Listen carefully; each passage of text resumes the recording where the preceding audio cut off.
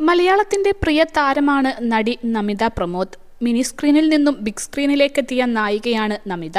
രാജേഷ് പിള്ള സംവിധാനം ചെയ്ത ട്രാഫിക് എന്ന ചിത്രത്തിലൂടെയാണ് നമിത വെള്ളിത്തിരയിലേക്ക് എത്തിയത്. പിന്നീട് സത്യൻ അന്തിക്കാട് സംവിധാനം ചെയ്ത പുതിയ തീരങ്ങൾ എന്ന ചിത്രത്തിലൂടെ നായികയായും അരങ്ങേറ്റം കുറിച്ചു. ഇപ്പോഴിതാ താരത്തിന്റെ പുതിയ പോസ്റ്റാണ് ശ്രദ്ധേയമാകുന്നത്. അച്ഛന്റെ പിറന്നാൾ ദിനത്തിൽ ഹൃദ്യമായ ആശംസയുമായി എത്തിയിരിക്കുകയാണ് താരം.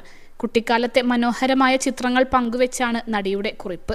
അച്ഛൻ എൻ്റെ എല്ലാമാണ്. അച്ഛൻ എനിക്ക് തന്നതിൻ്റെ പകുതി സ്നേഹം പോലും മറ്റൊരാളും എനിക്ക് തരില്ല എന്ന കാര്യത്തിൽ എനിക്ക് സംശയമില്ല. വളർന്നു വന്ന നാളുകൾ എളുപ്പമായിരുന്നില്ല, എങ്കിലും അച്ഛൻ അത് ഞങ്ങൾക്ക് എളുപ്പമാക്കി മാറ്റി എന്നാണ് നമിത സോഷ്യൽ മീഡിയയിൽ കുറിച്ചത്.